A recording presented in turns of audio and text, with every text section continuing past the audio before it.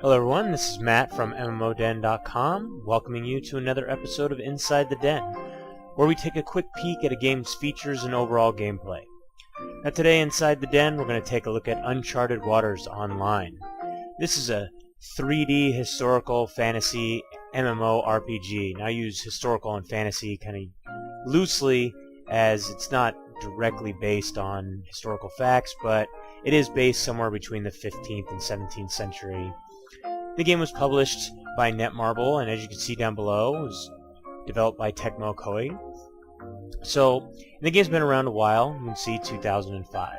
Now, if you like what you see in this video, and you want to learn more about Uncharted Waters Online, you can check it out over at MMORPG.com, or you can click the link below.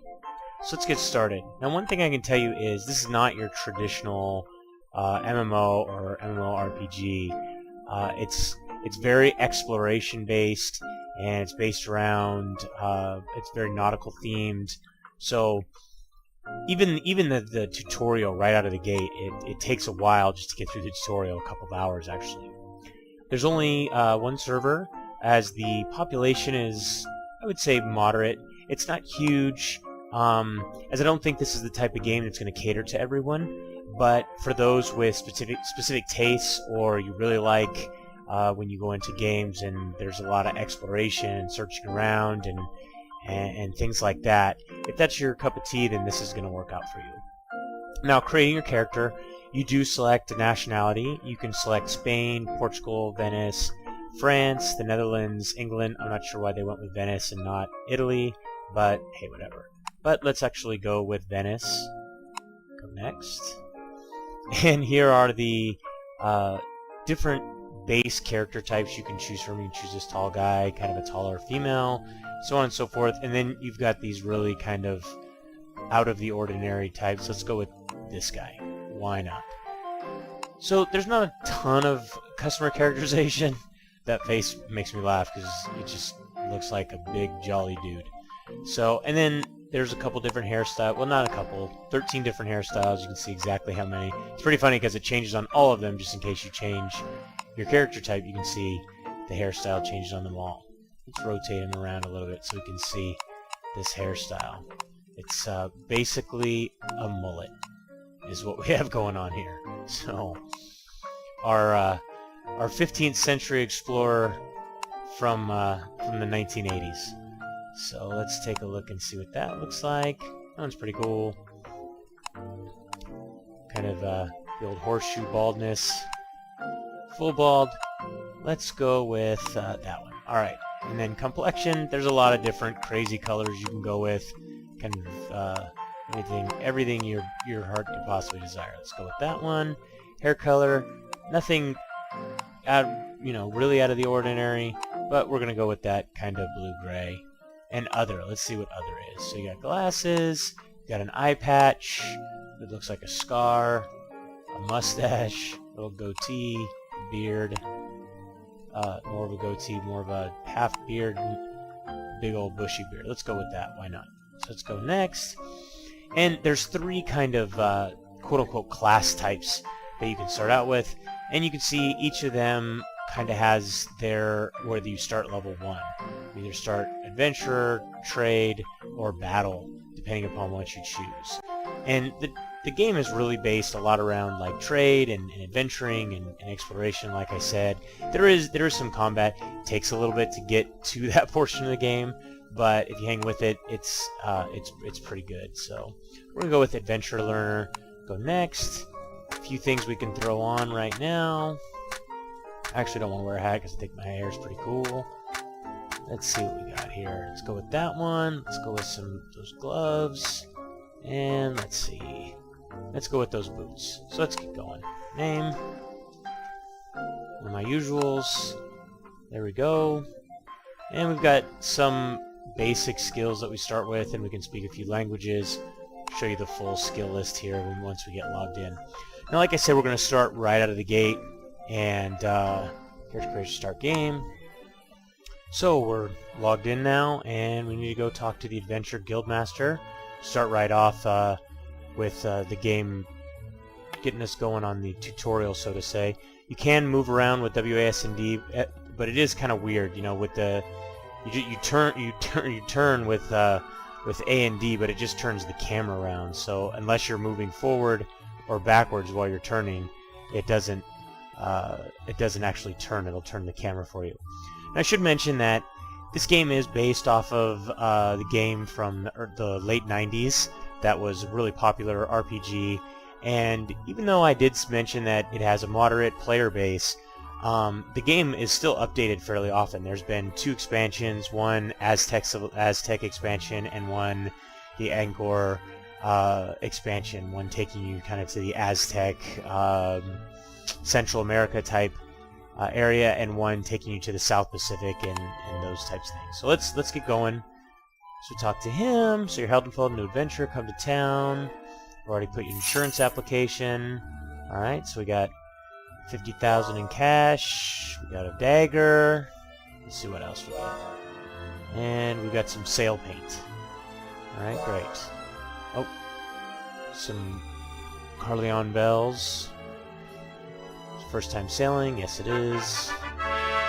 Alright, so you travel around to all these. As you travel around to all these different ports, you can't go unless you have a permit. So you have to earn the permits, and then you're able to travel to different ports.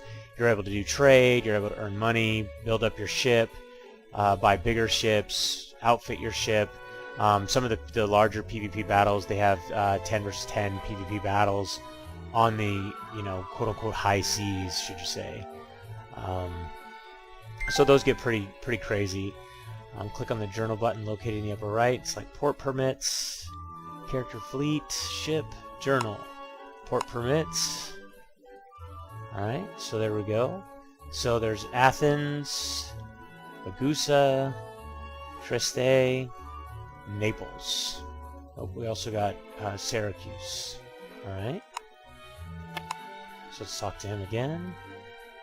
Life as a voyager. And they give jobs to secured adventurer, good sailors, know how to sail. To have Maritime Academy, teach voyagers the basic. Like I said, this is all the tutorial, which does take a while, but the game is very in-depth. It has a lot of little detail to it. So you can take quests by first talking to the instructor, academy, mediator, and then clicking on the take errand in the lower right. So, but like I said, it's very deep, so it really is worth it to do the tutorial. So like I was saying, unfortunately Fraps crashed on me, or the game crashed, sorry.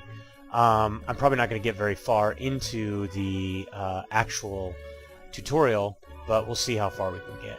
So we need to talk to the receptionist, which she is right here. I walked completely away from her because it changed where I was. I thought I was still in the other spot. So let's talk to her real quick. Maybe? Maybe not. It's loading. That's one thing that I've noticed when I played the game a little bit before. Some of these screens, they take a while to load, and I don't really get it. I mean, the graphics are really good, especially for a game that was originally developed in 2005, but at the same time, it's nothing, you know, crazy or, you know, something that should be taxing my system, as I have a pretty good computer. So, who knows what's taking so long. Teach you skills needed for life at sea. I recommend all newcomers enroll. Try it for yourself. Yes, I'll enroll. Excellent job. Would you like to learn? Let's learn adventure. Yes, I would. So, and this is going to give me some basic, you know, the uniform, which you'll see me start to look like this person here pretty quickly, except for the fact that I'm a really fat dude. So, change your title on the character, you'll be able to equip the uniform. So let's go take a look at that real quick. So there you go. It automatically equipped that. So under character information, it wanted me to change my title, but I already have the title of student. So I am already a student. Let's see what else she has to offer me. Like I said, it's going to take a little bit to load, but once we get outside, we're able to run around a little bit and talk to some people. Nope, I don't want to do anything. I believe I need to go outside and talk to somebody, but let's see the journal. Let's pull up quests. I have no quests right now.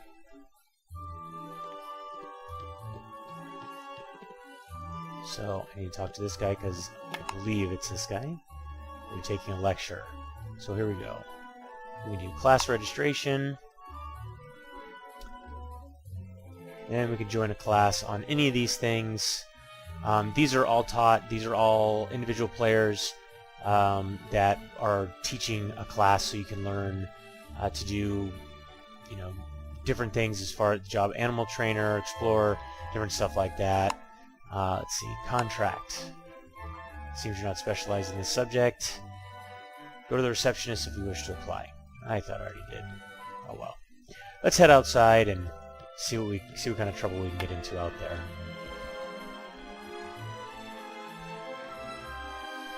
Like I said, this from an interface standpoint, let me do mention one thing that does kind of bug me. If you notice, I can only go that far because it tracks my mouse button.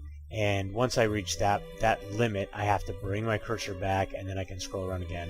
It's one of those things. It's not a major thing, but it's one of those interface things that's just kind of a pain in the ass. And let's see, almost forgot. Whenever you need to come to the school, just talk to the doorkeeper. Okay, thanks. Plan to come back from there. Doorkeeper standing outside. Yes, way out. So once again, the game crashed on me. It seems to be doing it anytime I hit a loading screen. So go talk to the port official, port guide, in order to go to another town. Put your cursor over the map at the bottom right of your screen. See the facilities in each town. By clicking on large map in the journal, detailed map of the town display. As you can see, the game really walks you through like every last little detail. But I'm not going to deny it. There's a lot of stuff going on in the game, so you could really feel pretty lost if you didn't have some of that walkthrough. So it's pretty funny when you start out walking, and it takes a little bit for you to get running. So we could talk to him and head off to other lands unknown, or we can talk to this market apprentice and see if we can look at the market real quick and take a look at the things you can buy. Now that's one big thing way you can earn money in this game is you buy items here, and then you throw them in your ship, and then you take them to other ports that are lacking basically supply and demand, and you can sell them there for a pretty penny. But the game is much more detailed and in depth than that. Like I said, it just takes a while for you to get through the tutorial and learn all the little nuances and little pieces. But as you can see, the game is really graphically, like I said, for a game that's at least 6 years old and based on a game that's over 10 years old, it looks really, really good. Let's take a look at our ship really quick. There it is. So you can see the basic little teeny tiny ship you get to start with. Yes, there's our little barca, our little it's a little dinghy. And you can see you've got its vertical sail, horizontal sail, row power, turn speed, water wave resistance, armor.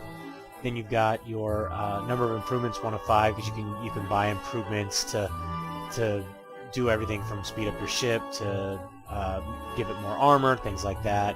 You get your ship hold information, cabin sailors, and your hold currently 24 of 53. But like I said, that part is really in depth and can be part of your the way that you can essentially create a revenue in the game and also do some of the battles that are out there.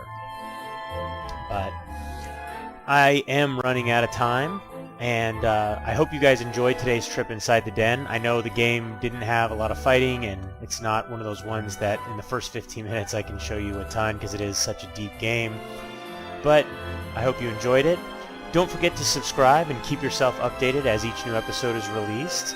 And if you want to play or learn more about Uncharted Waters Online, you can read the full review on MMORPG.com, or you can click the link below.